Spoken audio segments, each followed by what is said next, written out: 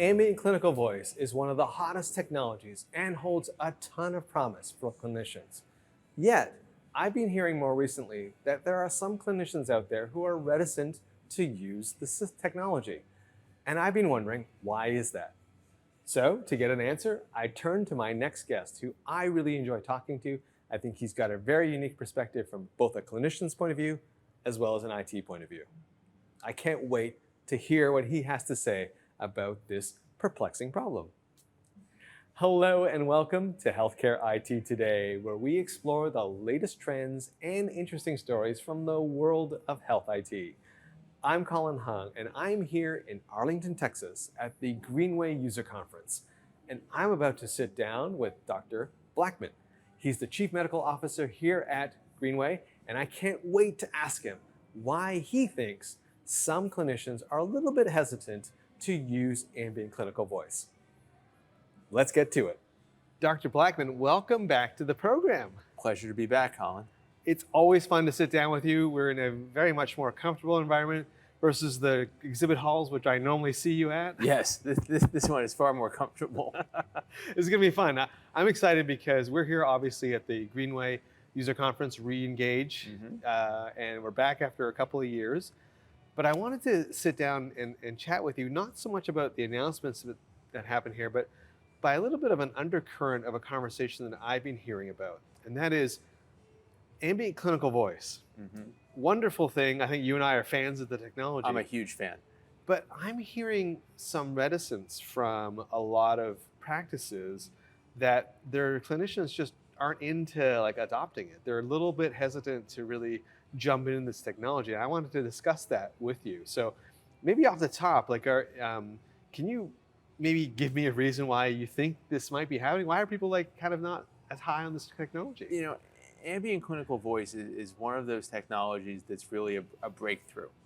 And it's, frankly, really great. It saves people a lot of time and it has real potential as we go forward. But I think that people hear, AI, new technology, and in some cases, physicians frankly feel a little burned by technology. The initial promise of the EHR was this is going to make your life better. And in a lot of cases, frankly, not so much, especially in the early days, and there are a lot of memories of that. So I think in certain cases, until people have actually seen it and played with it, they hear, oh, it's a technology that's going to make your life better. And they go, yes, I've heard that story before, and I'm not buying it twice.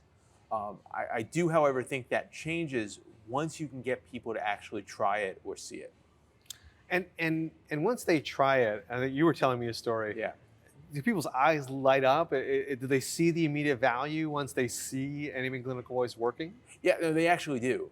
Because one of the things that has sort of been the holy grail of documentation is how do you get documentation to be the byproduct of the work you're already doing, which it's never been. Historically, documentation has always been an after event. You saw the patient, you created your assessment and plan, and then after you were done, you recorded it in some way. Going way back on paper, then you dictated it in a transcriptionist, then we moved to voice recognition, but that was all still variants of the same. This is capturing the encounter with the patient and technology creating your note. You still need to read it, you may need to edit it a little bit, but for people who've used it, and I have a lot of real world feedback here, they're not doing very much editing. It creates a very good note. At this point, a free text note, but that'll change as we move forward. And I think that's one of the things that was key, I think, for some of these clinicians, right? Is that they realize that the AI is not replacing them in any way. It is just simply doing a pretty good job at capturing the thoughts, the conversation, and then still letting them make all the decisions around the care and everything else. It's not trying to do more than that right now, right? No, not at all. And I think the other potential area of feedback, or of reticence, I should say, is that people look at it and say, well, I'm capturing certain things in discrete fields because I need them for reporting or for other reasons. And well, it's not doing that yet, so it's not worth using. my view is twofold there. One, yes, it's not doing that yet, but two, that doesn't make it not worth using. Because the fact of the matter is you still get a good note, it still tees you up well, and it still saves you a substantial amount of time. Yeah, because we were talking before, you were mentioning like just the fact that that is captured, when you see that note in there, it prompts you for, oh yeah, like it prompts the memory. So it can make your entry and into those other fields a lot faster.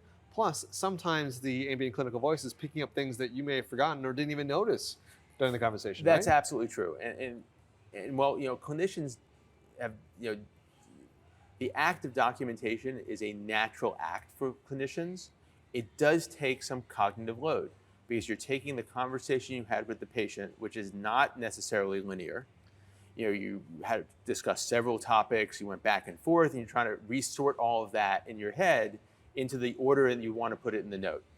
Not hard, but it does take some effort. And this does all of that for you.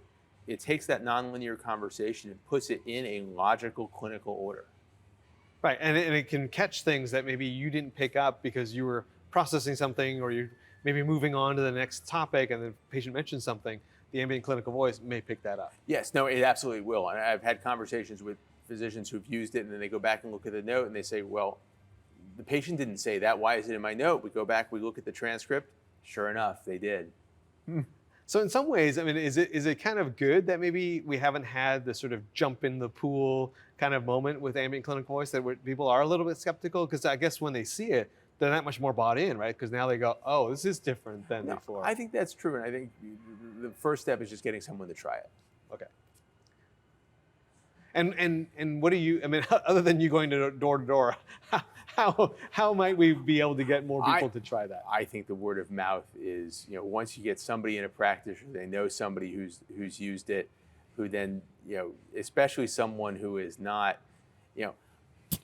I like health IT. I've worked in health IT for a long time. I'm willing to try new things. If they hear me say it's great, okay, fine, maybe. When they hear it from someone who's been skeptical, a very different response. Now, other than the AI stuff, is there anything that you're really excited about that maybe was announced here at the conference, or that you're kind of seeing coming down the road from Greenway? I think as we look at things more broadly from Greenway, a furtherance of our patient engagement platform, obviously this work, and then additional work with AI as we go forward. That's as we look forward in the future, how that's going to work differently. A lot of people have said they're worried about AI replacing clinicians. It's not going to replace clinicians. However, people who use AI may replace people who don't. Right. Because it really does help with your workflow. I think the key is, and especially this is true for ambient voice, and this question came up earlier today at the conference, well, what about hallucinations? Well, in the case of clinical voice, it's only using the information from the conversation. There's nothing else brought into it. There is no possibility of hallucination there. Right. It's not going off to the internet and trying to interpret what you're doing. It's just basing it on what it's heard in that encounter, right? So great. Well, hey, it's always fun to catch up with you. Thank you for picking this venue as opposed to being in the exhibit hall. I'm sure the next one we do will probably be standing up in the exhibit hall. Probably. But this has been fun. Very nice. Great to see you as always, Colin. Hey, I want to thank Dr. Blackman for coming on camera with me and giving me his opinion on why docs may be a little bit hesitant to adopt ambient clinical voice. And when you think about it, what he said was absolutely true, that docs have heard this argument before. Hey, a new technology, it's going to improve your workflow, make your life easier. Yeah, it turned out EHRs didn't quite do that. And so when they hear the same argument from AI and ambient clinical voice in particular, perhaps that's why they're a little bit skeptical. But I'm hoping some of that groundswell of support that Dr. Blackman talked about comes to fruition, because boy, do we need this technology in healthcare. And hey, if you enjoyed this interview as much as I did, please like and subscribe. Also, head on over to healthcareitttoday.com, where you can find more great content like this. I'm Colin Hung here in Arlington, Texas. Thanks for being here, and I'll catch you on the next video.